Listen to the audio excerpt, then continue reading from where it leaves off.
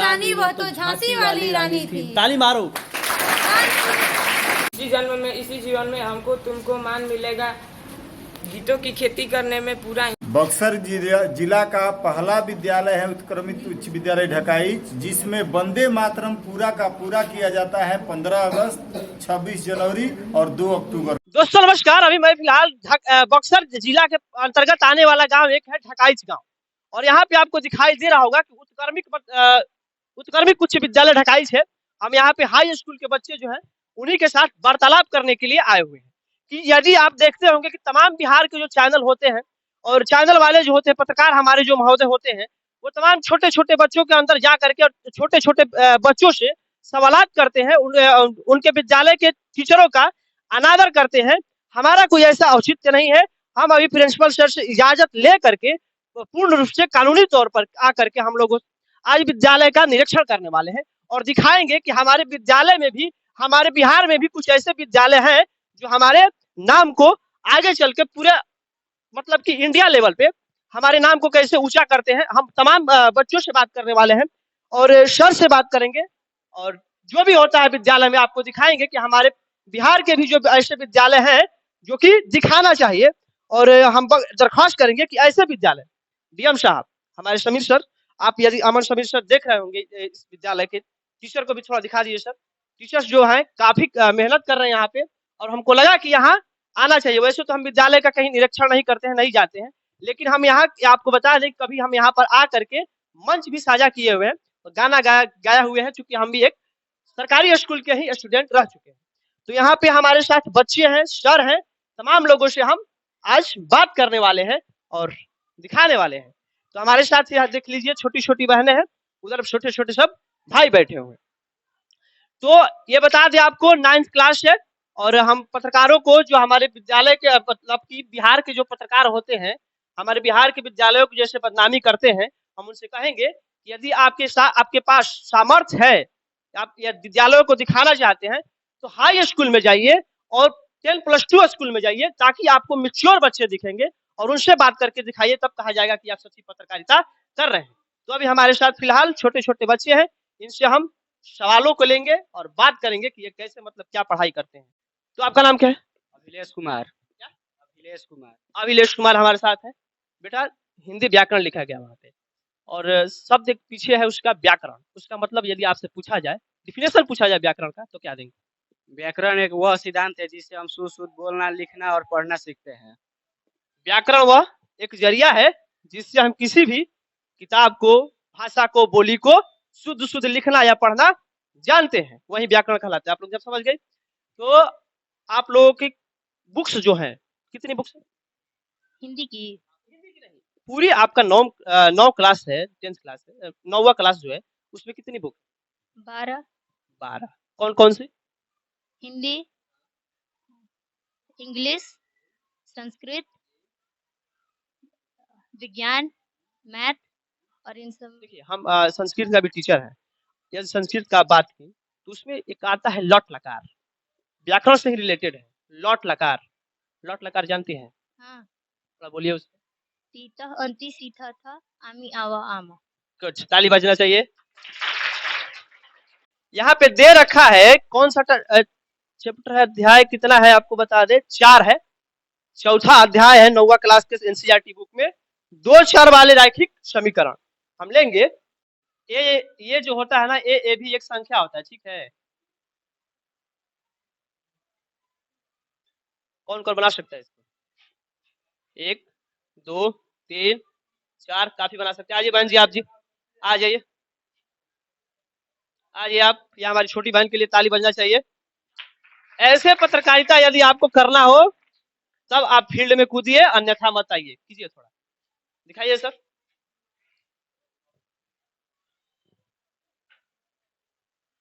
यदि हम आपसे, छोड़िए ना, उतना हम नहीं पूछेंगे आपसे, ए का मान पूछेंगे, बी का मान पूछेंगे, सी का मान पूछेंगे, तो बता दीजिएगा वहां पे क्या क्या है, बताइए थोड़ा सा।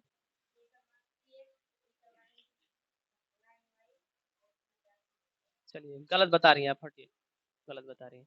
कौन कौन यहाँ ए बी सी का मान बता सकते हैं? 1 2 3 4 5 6 7। आइए थोड़ा, एक टेस्ट ही चल रहा है, समझ लीजिए। और सर से भी हम अब थोड़ा टेस्ट लेंगे यहाँ पे, सर लोगों का भी थोड़ा समर्थ देखा जाए, है ना। ए बी सी और उसका मान बता दीजिए थोड़ा बहन जी आप।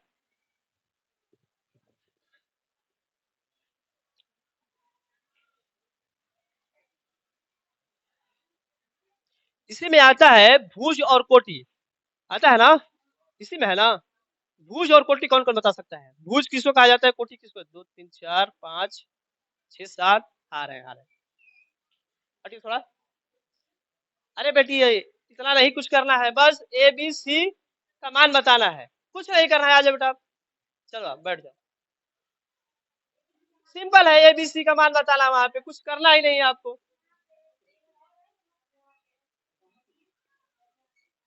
हो गया, बस कुछ नहीं करना था। ताली बजना चाहिए बहन के लिए हमारे।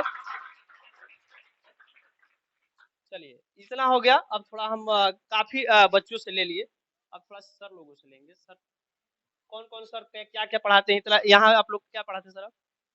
क्या पढ़ाते हैं सर? गणित है, आप गणित पढ़ाते हैं। यही सर हमारे हैं, गणित है। थोड़ा बच्चे इनके लिए ताली बाजिए। 9वीं क्लास में आता है सर कि त्रिभुज के तीनों कोण का मान कितना होता है? 180 डिग्री होता है। 180 डिग्री। 180 डिग्री। यदि आपसे कहा जाए कि त्रिभुज में 180 डिग्री सिद्ध करके दिखाइए तो कर दीजिएगा? हो जाएगा। तो अलग अलग त्रिभुज होते हैं, जैसे कि ये जान लीजिए कि यदि हम समबाहु में दिखाएं, समकोण में दिखाएं और समद्विबाहु जैसे जानती हैं। यदि आप समकोण में दिखाना चाहें, चूंकि ये आसान पड़ता है। आप बोलिए सर। ये समकोण त्रिभुज में हम लोग का एक कोण जो है ये 90 डिग्री का हो गया, और इन दोनों कोणों को यदि हम लोग x मान लें, a और c को यदि x मान लिया जाए, क्योंकि एक प्रमेय है हम लोग के मैथ में कि बराबर भुजा के समूह कोण भी बराबर होते हैं। a और b में बराबर भुजा के जो समूह कोण होंगे, ये और ये x होगा, ये x और ये x मिलकर हो गया 2x, और ये 90 डिग्री, ये 180 डिग्री, यानी कि हम लोग का जो अगला कोण आएगा 2x बराबर 180 minus 90, x is equal to 90 upon 2, 45। अब तीनों को जोड़ के देखिएगा तो 180 आएगा। पंकज कुमार पांडे पंडित जी हैं। जाहिर सी बात है कि इनके पास संस्कृत का जो है वो चंचला, मतलब क्या कहते हैं, समुद्र था, समुद्र होगा, क्योंकि आप लोगों को मतलब कि शुरुआत से ही वो है। तो हम चाहेंगे सर कि आप बच्चों में तो डालते होंगे ये सब चीज़, टेंथ क्लास पढ़ाते हैं, उसमें है मंगलम पाठ। मंगलम पाठ है, उसमें पहला जो श्लोक आता है, पाठ का जो श्लोक आता है वो पहले पढ़ते हैं। हिरण्यमयेन पात्रेण सत्यस्य मुखम अपहितम तत्तम पूषण अपादृणु सत्य धर्माय दृष्टये। यहाँ आता है सर पात्रेण, ऐसे कुछ लिखा होता है ना पात्रेण। यहाँ पे आपसे कहा जाए कि सर ये बताइए कि यहाँ पे कौन सा तृतीया विभक्ति है। ये देखिए, ये सर की कैपेसिटी है कि हमको चिन्ह करते करते ये बता दिए कि वहाँ तृतीया जो है लगा हुआ है, कारक का तृतीया जो होता है चिन्ह लगा हुआ है। सर कारक का चिन्ह थोड़ा बताइए, 8 जो होता है। कारक वास्तव में 8 गो होते नहीं, कारक होते हैं 6 गो। समझिए थोड़ा। कर्ता कर्म च करणम संप्रदानम तथैव च आपादानाधिकरणम इत्यहु कारकाणि षट्, 6 गो कारक होते जी, इसे को कहा जाता है कि 8 गो है, 8 गो है। मतलब संस्कृत सर 8 देता है, लेकिन सर आज से पता है, बहुत बड़ी बात है। चलिए अब संस्कृत का हो गया, ज़्यादा हम लंबा थोड़ा नहीं लेंगे। सर आप क्या पढ़ते हैं? सामाजिक विज्ञान। थोड़े दीजिए सर, कौन सा सब्जेक्ट आपको? सर सामाजिक विज्ञान में बहुत सारी बुक है। सामाजिक विज्ञान में सामाजिक विज्ञान से थोड़ा छोड़ लीजिए सर, सामाजिक विज्ञान से हम भी जुड़े हैं, समाज के लिए हम भी। हाँ बिल्कुल। तो आपसे कहा जाए सर, एक जो समाज है, आइडियल समाज जो कहा जाता है कि सामाजिक विज्ञान आते हैं, तो समाज से ही सामाजिक मतलब कि शब्द निकल के आते हैं। तो यहाँ आप यदि आपसे कहा जाए कि समाज जो है वो जो आइडियल समाज है उसको किस तरीके से और कैसा होना चाहिए, थोड़ा हमारा समाज जो है वो कैसा होना चाहिए थोड़ा बताइए। बच्चों को नहीं बताए होंगे समाज कैसा कहा जाता है, समाज किस प्रकार से होना चाहिए, तो नहीं बताए होंगे आप लोगों को। देखिए सामाजिक बच्ची बोल रही है कि यहाँ बताया गया है, तो पहले बच्ची से बोलिए बच्चा, एक अच्छा समाज जो है उसको आपसे कहा जाए कि एक बेटा अच्छा आप समाज बन के दिखाओ, अच्छा समाज का डिफिनेशन करके दिखाओ, तो कैसा दिखाना चाहिए? समाज वो होता है थोड़ा जोर से जिसमें- बोलिए, समाज वो थोड़ा होता है, आगे आ जाइए सर। कोई भी सभ्य समाज तब कहलाता है जब उस समाज में रहने वाले व्यक्ति एक दूसरे के साथ हर एक कठिनाइयों में अपना मतलब योगदान दे, हर एक मुसीबतों में एक दूसरे का साथ दे, या हर एक दुख दर्द में हर किसी का मतलब साथ दे, तब जाके कोई भी समाज सभ्य समाज कहलाता है। सब समाज कहलाता है। यहाँ ताली बजा चाहिए लड़की की। सामाजिक ज्ञान से सर थोड़ा बुक से लेना चाहेंगे, बुक थोड़ा दीजिए थोड़ा। एक में उसमें आता है sir Napoleon, Napoleon Bonaparte, Napoleon Bonaparte, जो कि विश्व स्तर पे एक बहुत ही समाज सुधारक बन जाकर के बाद।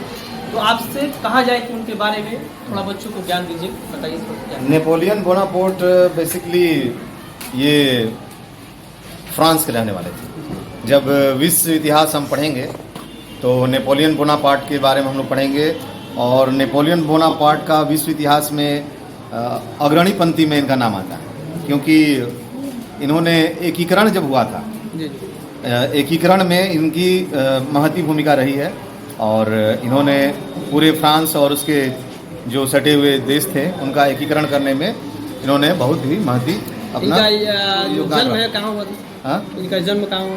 नेपोलियन बोनापार्ट बचपन इनका जो था फ्रांस में नहीं गुजरा था, अभी ध्यान से उतर रहा है वो, उतर जाता है, कोई बात, बहुत बड़ी बात नहीं है, हाँ। ये कोई बड़ी बात नहीं है, इधर दीजिए ना, ये कोई बड़ी बात नहीं है, उतरता रहता है, झड़ता रहता है, कौन बड़ा, हमको भी डाटा नहीं मालूम होता है, बस उनके बारे में आप सब कहिएगा तो हम बता देते हैं।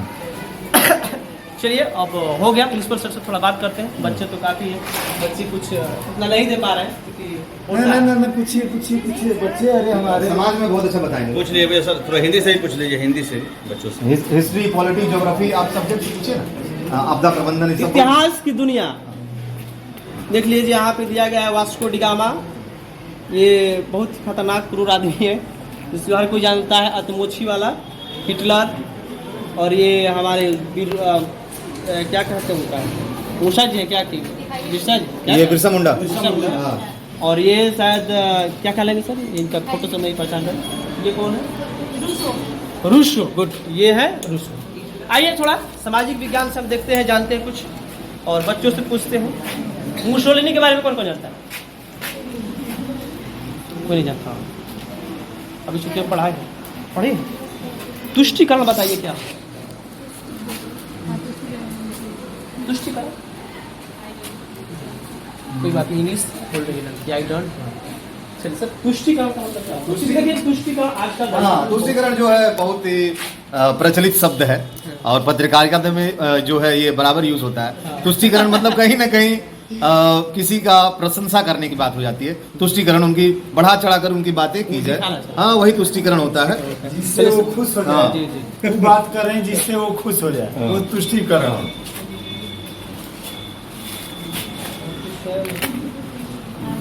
प्रथम विश्व युद्ध कब हुआ था? कौन बताएगा? कौन बता देगा? प्रथम विश्व युद्ध कब हुआ था? जोर से एक साथ बोलिए तो। बेटा आज सर कौन बताया था? कौन बता देगा? प्रथम विश्व युद्ध कैसा? खड़े हो जाइए। प्रथम विश्व युद्ध किस कारण से हुआ था ये बताओ। प्रथम विश्व युद्ध थोड़ा जोर से बोस्निया के जो राजकुमार, और से एक मिनट, थोड़ा जोर से बोल, मर्द हो मर्द जैसा बोलो। प्रथम विश्व युद्ध जो बोस्निया के राजकुमार थे एडॉल्फ हिटलर, उनका हत्या हो गया सूर्या में, जिसके कारण पोलैंड पर उसका ठहराया गया कि उसके कारण उसका मांग रखा गया जो बोस्निया नहीं दे सका, जिसके कारण विश्व युद्ध चालू हुआ और पूरा देश विश्व युद्ध का शिकार हो गया। चलिए कोई बात सही, ताली बजना चाहिए, लड़का है यार।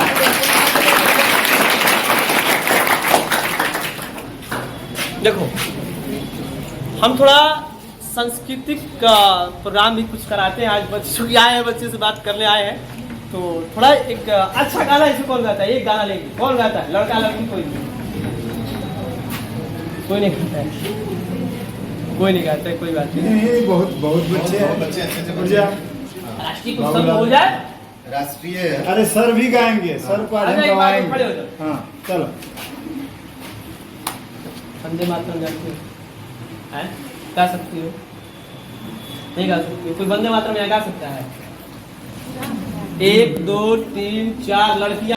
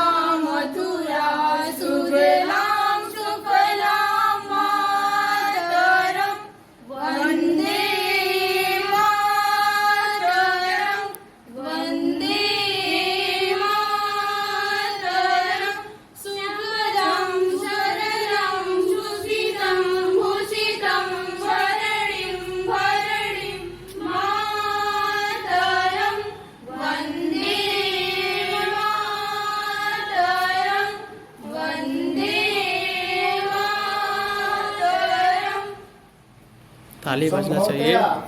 ताली मारो सब। बक्सर जिला का पहला विद्यालय है उत्क्रमित उच्च विद्यालय ढकाई, जिसमें वंदे मातरम पूरा का पूरा किया जाता है 15 अगस्त, 26 जनवरी और 2 अक्टूबर को। कविता सुनाने जा रहे हैं। उस कवि का नाम है केदारनाथ अग्रवाल। इनका जन्म उत्तर प्रदेश के बांदा जिले में हुआ था। कौन सी कविता? पूरा हिंदुस्तान मिलेगा। पूरा हिंदुस्तान दे दो आज, चलो बोलो। इसी जन्म में इसी जीवन में हमको तुमको मान मिलेगा, गीतों की खेती करने में पूरा हिंदुस्तान मिलेगा। और जोर से बोलो। इतना ही लाइन है? इतना ही क्लेश जहाँ है फूल खिलेगा, हमको तुमको त्राण मिलेगा, फूलों की खेती करने में पूरा हिंदुस्तान मिलेगा। नाम क्या है बेटा आपका? अनुजा कुमारी। है? अनुजा कुमारी। अनुजा कुमारी। कौन सी गीत गाने जा रही है? कविता बोलेंगे। कविता कौन सी कविता? लक्ष्मीबाई की कविता है, सिंहासन हिल उठे। लक्ष्मीबाई की कविता। चलो दिखाई भी दे रही लक्ष्मीबाई की तरह। चलो स्टार्ट। सिंहासन हिल उठे राजवंशों की, जिसने भ्रिकुटी तानी थी। बूढ़े भारत में आई फिर से नई जवानी थी। गुमी हुई आजादी की कीमत सबने पहचानी थी। दूर फिरंगी को करने की सबने मन में ठानी थी। चमक उठी सन 57 में, वह तलवार पुरानी थी। बुंदेलो हर बोलो के मुंह में सुनी कहानी थी। खूब लड़ी मर्दानी, वह तो झांसी वाली रानी थी। ताली मारो। हाँ, आगे। कानपुर की नाना की मुंह बोली बहन छबीली थी। लक्ष्मीबाई नाम पिता की, वह संतान अकेली थी। वीर शिवाजी की गाथा उसको याद जुबानी थी। बुंदेलो हर बोलो के मुंह, उसने सुनी कहानी थी। खूब लड़ी मर्दानी, वह तो झांसी वाली रानी थी। चल।